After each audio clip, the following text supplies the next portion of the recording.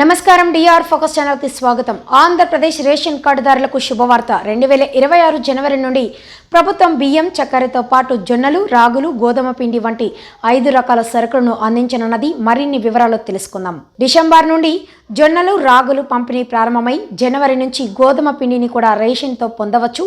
గతంలో ఒక్కొక్కరికి 5 కేజీల బియ్యం ఇచ్చేవారు. కానీ ఇప్పుడు కుటుంబ సభ్యులు అవసరానికి తగినంత జొన్నలు, రాగులు ఎంచుకోవచ్చు. ఉదాహరణకు ఒక కుటుంబం 3 కేజీల జొన్నలు, 3 కేజీల రాగులు ఎంచుకుంటే మిగిలినది బియ్యం 14 కేజీలు అందుతుంది. అలాగే అర కేజీ చక్కెర, 1 కేజీ గోధుమ పిండిని కూడా అందించనున్నారు. గోధుమ పిండి కేజీ 20కే అందనున్నది.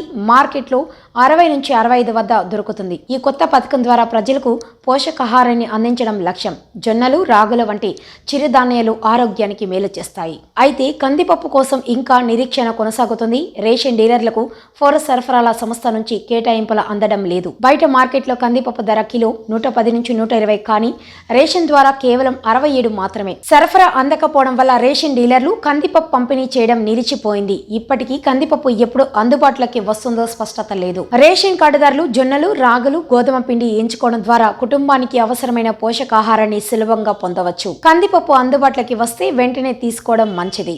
ఇది కొత్త రేషన్ పథకం గురించి తాజా అప్డేట్స్. వీడియో నచ్చితే లైక్, షేర్ మరియు సబ్స్క్రైబ్ చేయండి.